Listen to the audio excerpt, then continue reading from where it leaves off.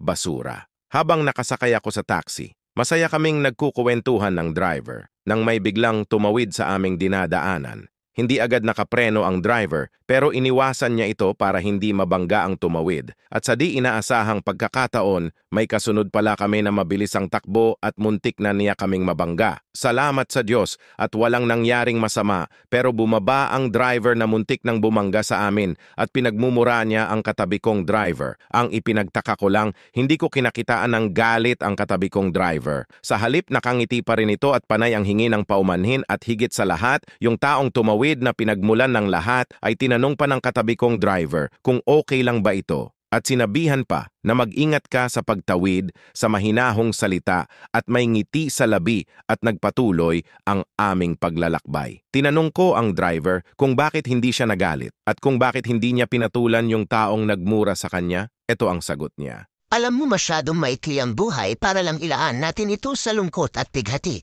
Dapat magpakasaya tayo, yun naman ang gusto ng bawat isa sa atin ang maging masaya. Ang mga problema, lungkot, inggit, sama ng loob, hinanakit, at galit ay para yung mga basura. Dala-dala ng bawat isa sa atin ang mga basura niyan. At minsan itinatapon at inilalabas yan ng tao, so kung minura man niya ako kanina, ibig sabihin itinapon lang niya mga basura sa akin.